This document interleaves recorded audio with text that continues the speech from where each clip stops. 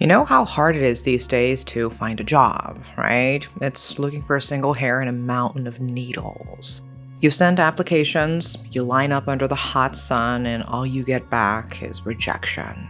And even if you land something, sometimes it turns out the company sold you a dream on paper, but the reality is a nightmare. Let's say you see a job ad online, good money in a foreign country, way more than you could ever earn back home, which is tempting, right? And that is actually how it starts. But this isn't just a story about a bad boss or a fake company. This is about human trafficking, psychological abuse, and modern-day slavery, hidden behind promises of career growth and a better life. Today, we're going to talk about the actual nightmare happening in Cambodia. Let's begin.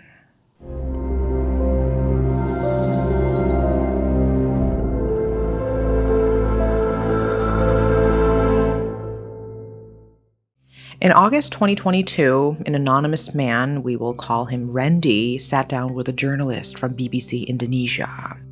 He looked exhausted. You could see every ounce of pain he'd been through. And the first thing he said was, "I was scammed." Rendy wasn't some naive kid. He'd worked abroad in Middle East for years, built a reputation as a reliable worker. But then he got laid off. Back in Indonesia, he tried everything: job fairs, interviews, long trips to different cities, only to face rejection after rejection. And it was crushing. Then a friend mentioned that other countries, like Cambodia, had openings for Indonesians, and that little spark of hope lit up inside him.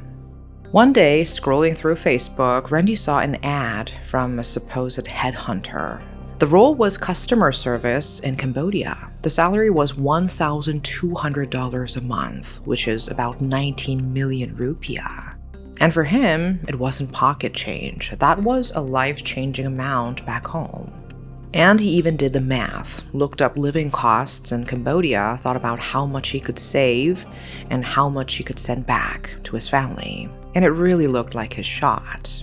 So he reached out. The person behind the ad was polite, professional enough, even interviewed him over video. The background didn't quite look like an office, but Rendy brushed it off. A few days later, the message came, "We'd love to welcome you into our family." And he was thrilled. But when he asked about a contract, they dodged the question, telling him not to worry. It would all be sorted once he arrived. Against his gut feeling, he trusted them. Ticket in hand, suitcase packed, Rendy boarded a plane to Cambodia in May 2022. At the airport, someone held a sign with his name. They drove him out to Sihanoukville. At first, the drive seemed normal, but then the scenery changed. Tall buildings gave way to trees and empty stretches. Finally, they pulled up to a dingy building. From the outside, it looked like a rundown apartment block. But inside, it was an office. The air was heavy and suffocating. And there was no warm welcome. He had no desk, no training, just orders. Start working now. And his first assignment was to create fake social media accounts, handsome profile pictures, backstories. Then use those accounts to charm women, make them fall in love, send gifts, send money. This is what's called a pig butchering scam. They fatten the victim up with love and attention, then bleed them dry financially. At first, there was no pressure, but soon targets appeared. Every small team of 4 to 6 people had to scam $35,000 a month. And if they failed, punishment. And these weren't just verbal scoldings. People were beaten, electrocuted, some starved, some never made it out alive. Food was rationed, water restricted to a single bottle a day, sleep was controlled. And if you somehow hit the target, the reward wasn't money. It was just a proper meal for like a normal human being. What started as a dream job turned into prison. Rendy, it turns out, had been trafficked into a nightmare, modern slavery disguised as opportunity. And during all that time Rendy was trapped in Cambodia, he never saw a dime, not even 1 cent. He was working nearly 18 hours a day scamming strangers online, bouncing between 3 different scam companies. But with no salary at all, and no freedom, just endless hours in a suffocating room. And he couldn't even quit. If Rendy wanted to resign properly, the company told him he'd need to pay them $11,000. They said it was a resignation fee, but basically, it was a ransom. So one rainy day, when they were transferring him to another building, he saw his chance. He slipped out, blended into the crowd, and ran for his life. He didn't look back. And by August 2nd, 2022, he made it home to Indonesia, alive but completely broken. But Rendy's story is just one out of thousands. These scams aren't some small-time hustle. In Cambodia, massive compounds run like call centers, but more like scam centers in reality. And it's rumored these operations have backing from cartels and maybe even people in high places. And that is how big this problem is. And the victims, it's not just poor workers from small towns. Some of them come from countries you would never expect, like South Korea. South Korean people flew across the ocean for a legitimate high-paying job. And like in Rendy's case, they were lured in through ads, promising a huge, once-in-a-lifetime opportunity where you can earn quick money and leave with your pockets full. But once they arrive in Cambodia, everything changes. Their passports, their phones, their bank books are gone. They are essentially trapped by a syndicate, imprisoned in a foreign land. And then the real nightmare begins. They are forced to work day in, day out, sending scam calls, spam texts, and phishing emails. What Koreans are mostly made to do is scam people with what looks like stock analysis courses. But in reality, it's just a scheme to steal money. So all this starts so simply. A message on Kakao Talk, our messenger, or Telegram saying, join our free stock analysis group. No risk, guaranteed profits.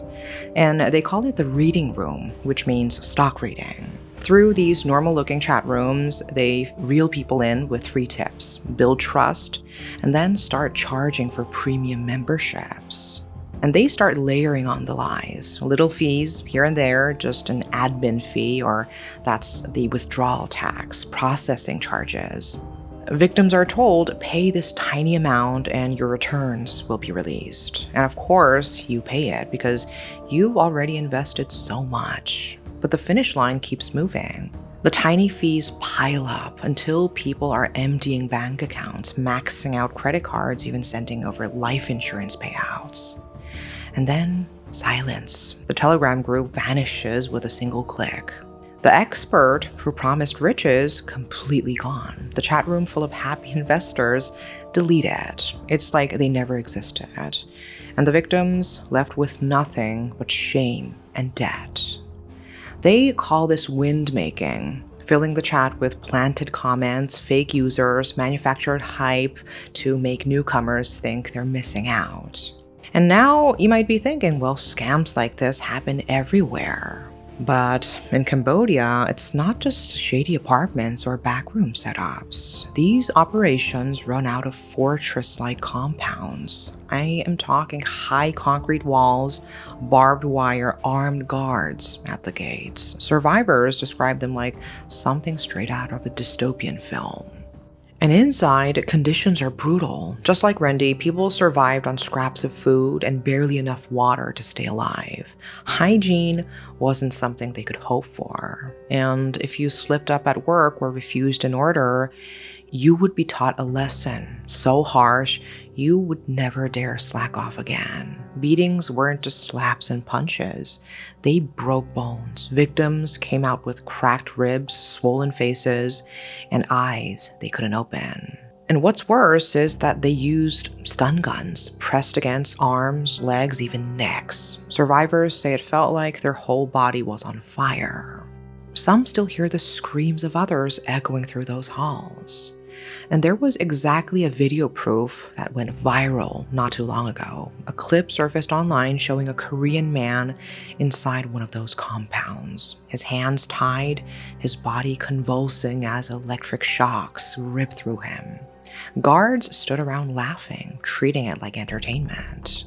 That video spread like wildfire. Koreans back home couldn't believe what they were seeing.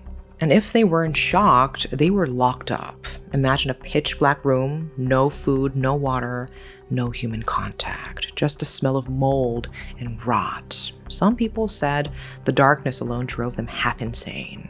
In that place, even a glimpse of sunlight through a barred window felt like a blessing. And over time, people stop fighting. Just like animals trained with pain, they are broken down. They start to think, why run? If I go home, I'll be branded a scammer. Maybe I'll be punished all over again. So they stay. And staying doesn't guarantee safety either. Even those who tried to play along, who worked for the syndicate's higher-ups, sometimes ended up dead. Cambodia got a shocking reminder of this in 2025, very recent. March 1st, a body was discovered on a dirt road in Phnom Penh's Dangkor district. A Cambodian young woman buried naked, face down in the soil, and her hair tangled across her face, her body covered in wounds. Her face was badly damaged. Whoever did this wanted her erased. At first, the police couldn't even identify her. No fingerprints, no records. But a few days later, a mother came forward. Her name was Tim Sophie, and her daughter, just 18, had sent her a cryptic message begging for help before vanishing. Sophie searched the city in desperation, but found nothing, until the police called her in to see if the deceased was her daughter. And the moment she saw it, her knees gave out. Even with the girl's face beaten beyond recognition, Sophie knew. She recognized the scar on her daughter's hand and the little crooked tooth that peeked out when she smiled. It was her baby. She fainted right there, and her world shattered. The girl's name was Li Xinshu, also known as Heng Seavly, only 18. She was smart, mature, fluent in both Chinese and Khmer. But life hadn't been easy. Her father was gone, her mother struggled to provide. She wanted more for herself, to climb out of poverty. Her dream was never big. She didn't want riches or fame. All Seavly wanted was to study hard, land a decent paying job, and make sure her mother could live comfortably. But life didn't let her chase that dream. At just 15, she dropped out of school so she could work and help pay off the family debts. Even when she barely had enough for herself, she still sent money home. And every evening, no matter how tired she was, she called her mom, told her what she ate, what she saw, how her day went. Friends say she was the mom of their group, mature, caring, and always smiling. Then in 2024, she thought she'd found her big break, a job in Sihanoukville as a translator.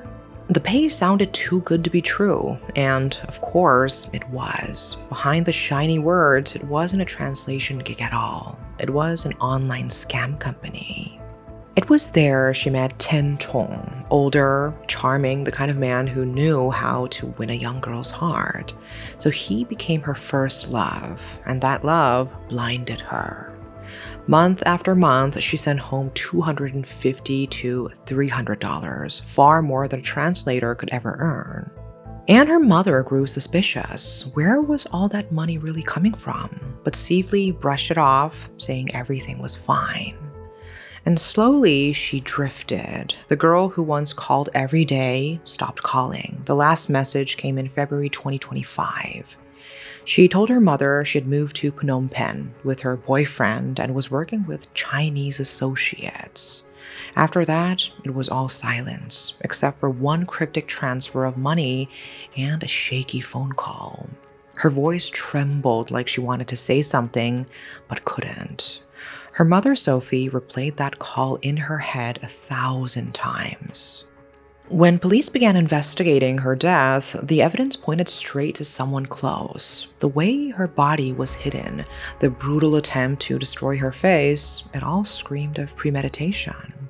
Whoever did this wanted her gone and unrecognizable. Around the crime scene, tire tracks told another story.